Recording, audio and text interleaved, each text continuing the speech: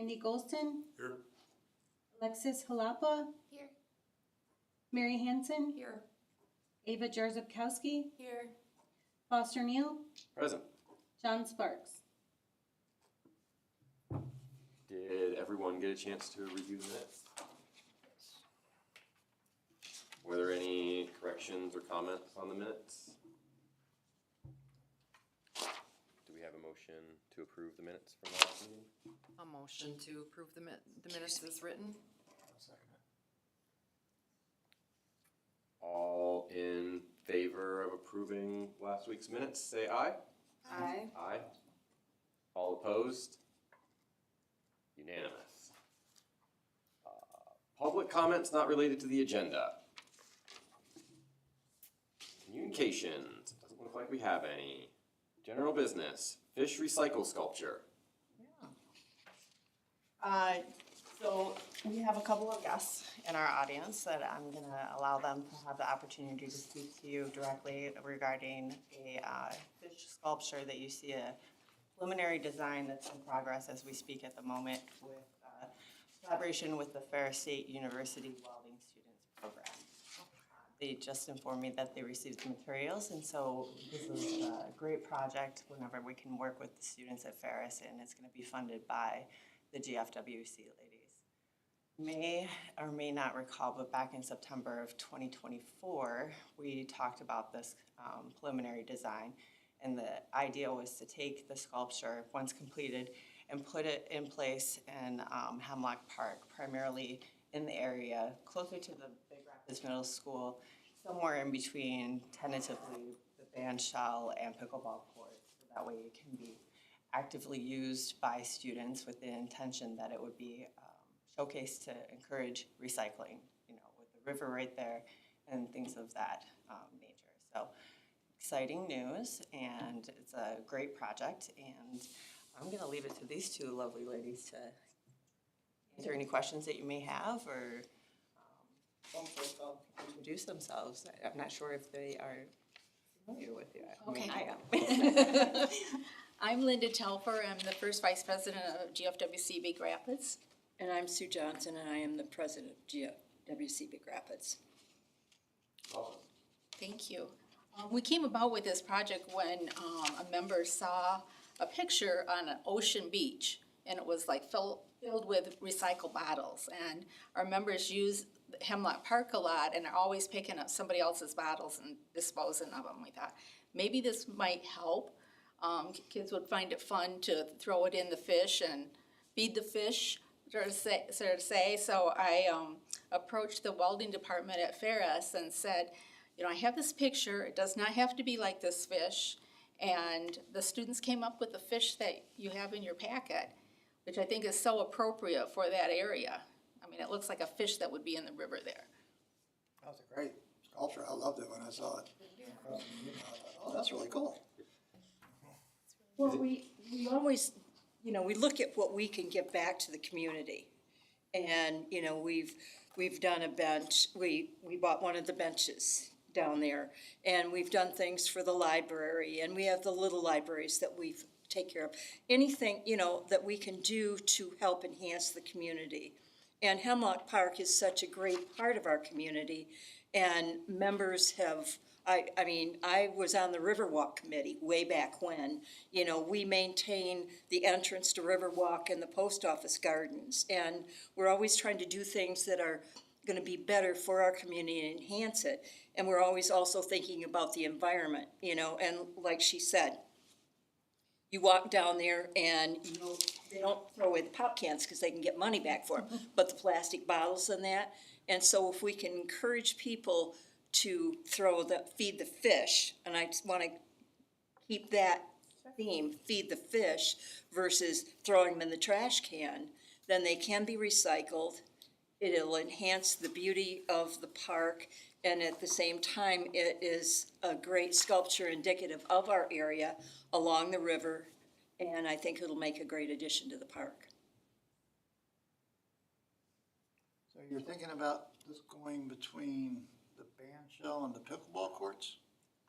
When we spoke late in 2024, that was the idea location. Now, precise location hasn't been defined yet. I was speaking to these ladies prior to the meeting beginning, and they would be happy to work with the park board to determine the exact location, and they're anticipating to have a ribbon cutting for the sculpture as well. So I'm quite certain this will not be the last time you hear about this.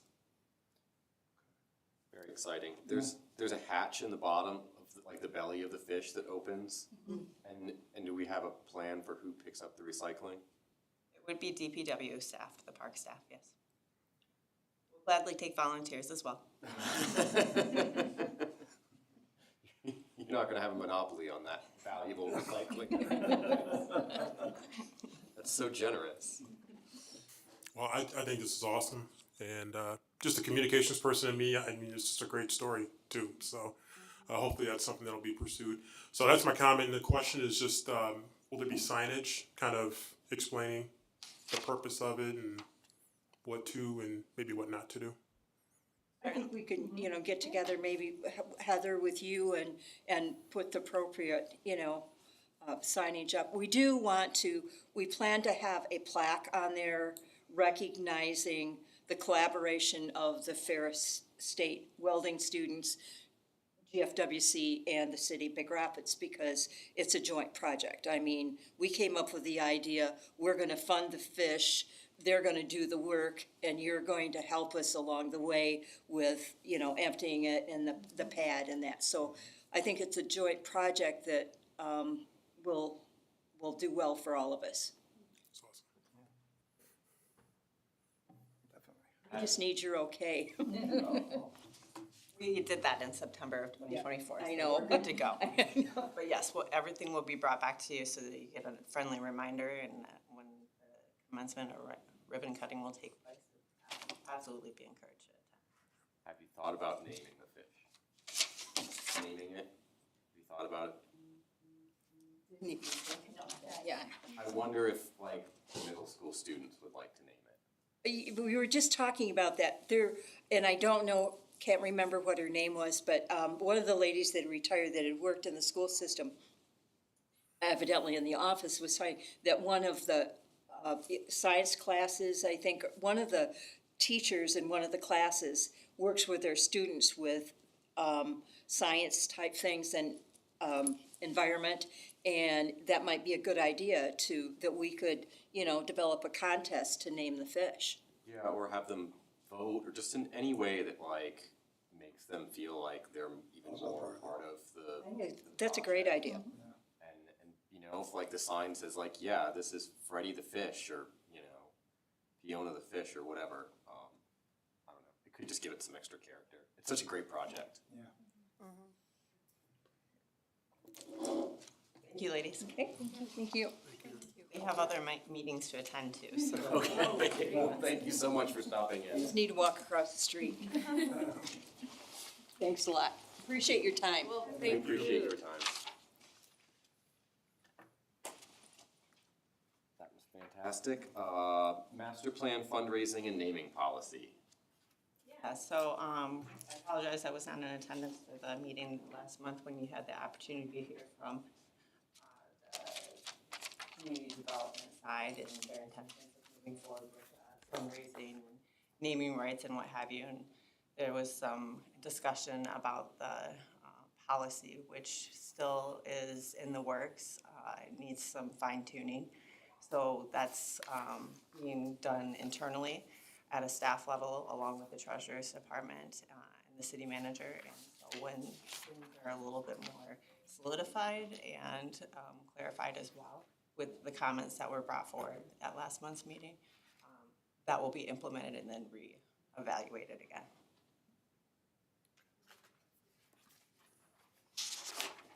Did anyone have a chance to review the,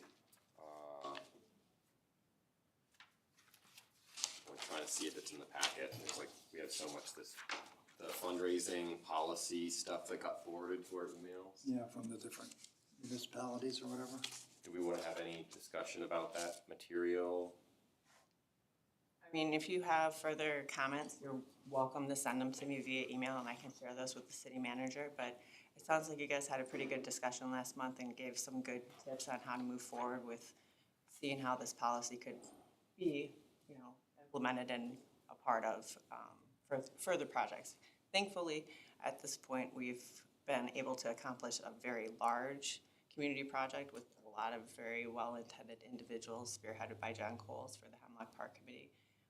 And I think we are in a little lull right now. I think and that's a good opportunity to take advantage of fine-tuning policies. And so that's where we're at this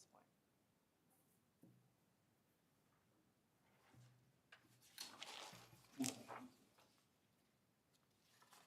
Yeah, I really liked the parts in the naming policies where they talked about the examples that you had provided previously, where, you know, you could have like an application that anybody could submit to be like, I want to rename this or name something. It just gave a really clear procedure for how to go about it, along with like great guardrails and guides to prevent things from being named higgledy-piggledy.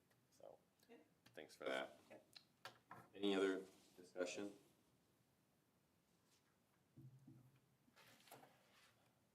Committees list and assignments. So Josh did a great job of bringing forward to you the committee meeting members. You have that included in your packet. It's just an opportunity for you to glance at to verify that that's in fact where you want your name into those said committees.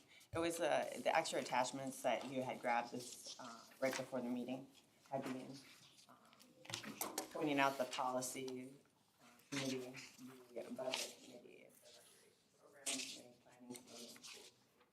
They don't meet very frequently, but they're good committees with people's names that are interested in said subjects should there be an issue that arises and you want to meet after hours or at a different time to discuss further.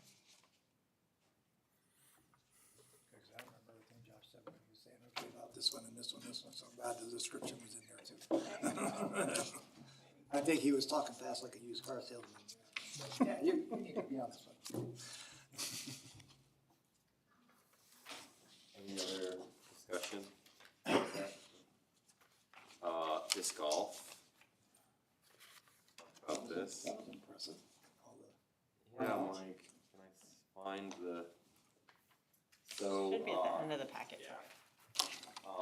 There is an app, called UDisc that is, I think, pretty irrefutably the premier disc golf app. Disc golf, a lot of disc golfers use it. I think the estimates that I've read is that UDisc captures somewhere around 20% of the rounds played around the world, really. And in some places, I'm sure it's a little higher, and in other places, it's a little lower. So it's like, you know, it's just what people report and what that can capture. But every year, that app puts out a course review, like data sheet that they send to course designers or people maintaining specific disc golf courses. So I always just try to share it with the Parks Board, with the city, and anybody else that wants that. I share it publicly in the Big Rapids Disc Golf Club Facebook group as well. It's just some nice demographics. You can see we're down a little bit this year, like 5%, 10% in a few categories, but all in all, I mean, it's pretty strong showing. And again, like, you don't know. It's like people could just be like, oh, I don't need to use UDisc anymore. And so it's like, it might say, oh yeah, we're down 11% on the rounds played from the last year, but it could be that we've actually gotten more rounds. But I think you could pretty easily say that if it says that, you know, we've got 2,000 rounds played on one course, and I can't remember, there were two different reports, but they basically say the same thing, so we have two different courses, so it's like about 2,000 rounds per course, easily times 4, so 16,000 rounds between the two courses, maybe. that's pretty fantastic, I think. People often, I think, underestimate like how many people go to the disc golf course and how often. Like, it's a lot. It's pretty cool. You guys have any questions for me about it at all? That's good. Interesting. Yeah, it'd be great if we had like, this kind of data on like pickleball. I don't know, there must be a pickleball app out there. Do you know, Heather? I have no idea. Josh? Could be. There's an app for everything. I know. I mean, the thing that makes UDIS really popular is that they keep score on it, but then it like keeps statistics on like your play. So it's like, oh, when you play this hole, you almost always take a bogey, or your average round at this course is improved, or whatever. So a lot of people like that kind of statistic. I'd imagine pickleball, tennis, They may. They very well. something similar. I don't know. Right. But it's always nice to see, statistics like you said, and you brought this forward to us last year as Yeah. well, so thanks for a follow-up. Yeah, it's my pleasure. That's the last thing on the agenda. Listed, I do have two additions if you don't mind. Okay.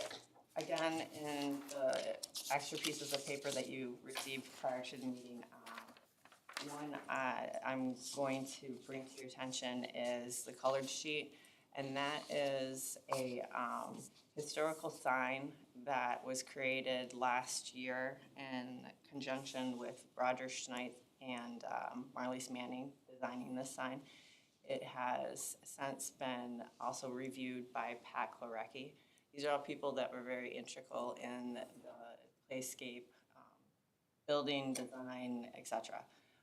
So what we'd like to do is have the park playground, Daniel's Family Playground sign made with this included alongside it.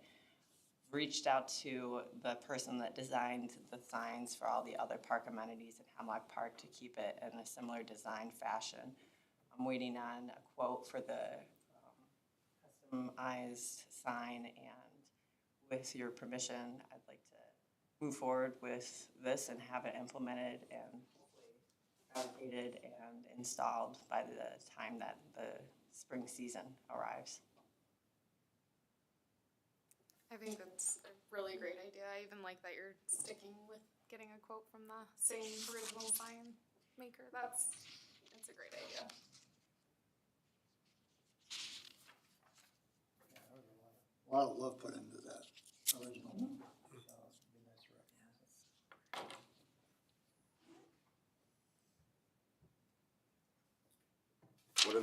What are the holes for at the bottom? You can stick it in your binder.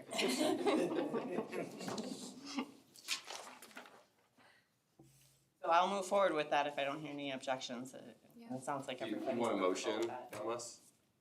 I don't recall us doing motions for the other park amenity signs. You have been presented what they would look like prior to, and like I said, it's gonna follow the same concept. With this information included.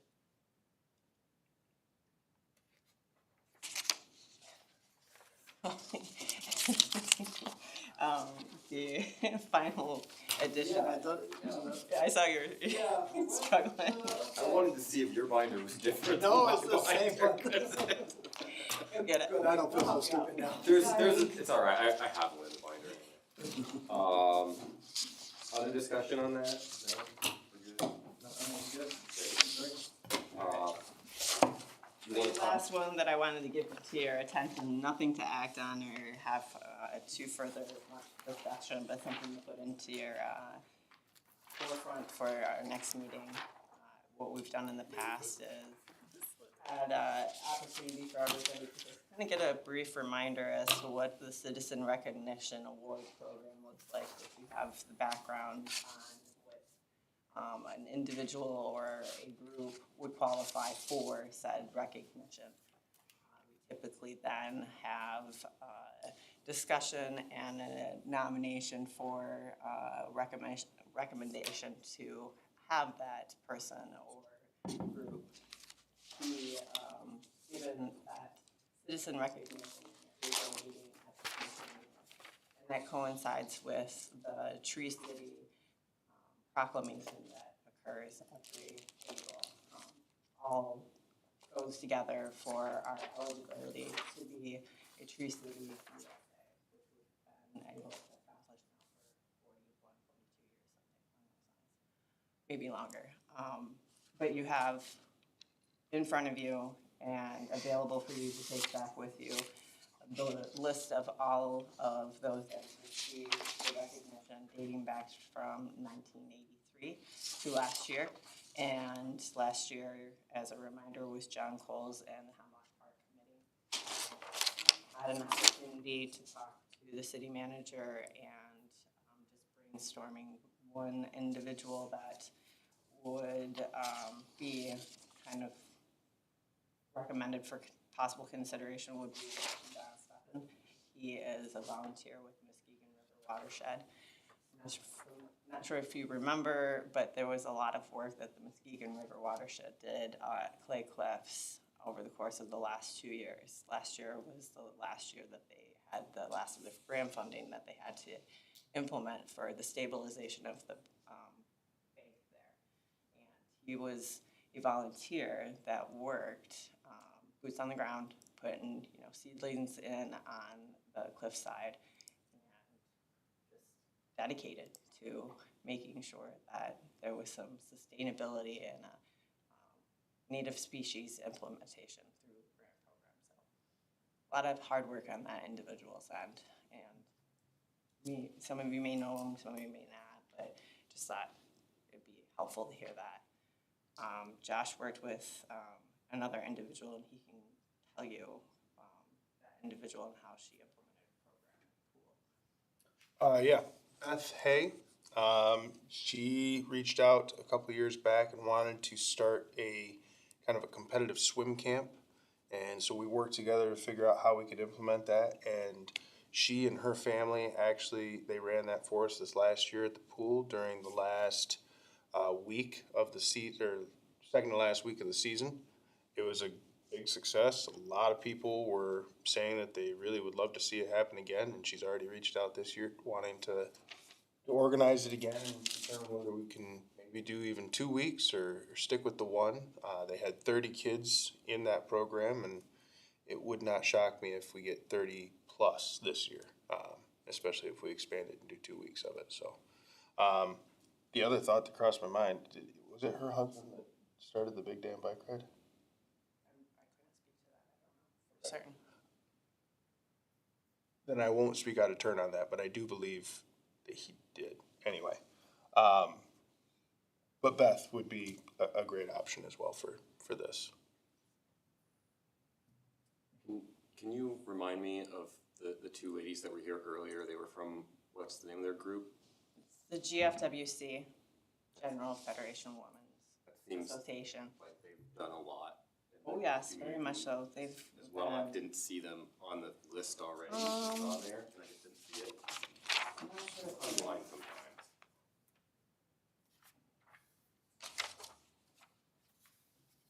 You're right, I'm not seeing GFWC on here. I see the Garden Club, which many of those members, they kind of formed together over years. But yeah, you 2007. is it 2007? Yeah, there it is. It was, I didn't see it because I just stopped at Rotary Club. That's fair. I'm like, that's not that. But, to your point, Foster, looking at this list, you may see that there are duplicates as well. So if you have a group or a person that you'd like to bring forward at our meeting next month, and you think that their efforts or dedication to what they had interest in is something to be recognized, that's a good opportunity next month to talk through that. Putting you on the spot right now is not fair. So. But I appreciate hearing, cause like we don't see that behind the scenes stuff, so like you sharing like what you guys work on, is helpful in hearing that, so. If anybody has any on the spot ideas, you can raise them now. Don't know anybody in this town. I know my neighbors. People here, that's it. I mean, maybe your Okay. neighbors did something. Well, Breckel was already on there. Yeah, I see Mark Yeah. Everybody knows Mark. I can't say anything about, Karen, because, she already works here. Yeah. Now you know where I live.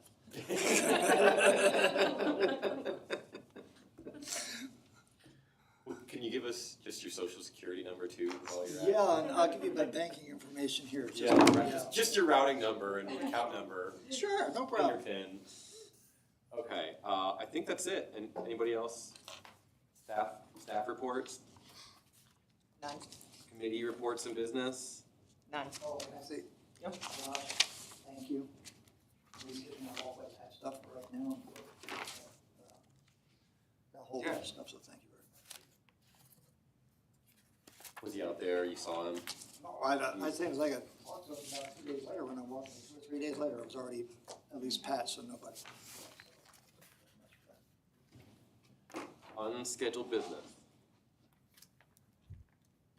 All right, we can adjourn. 7. 6:57. I can't believe it. It's like, nah, it can't still be 6. And if you have any questions about the citizen recognition, if there's like somebody's name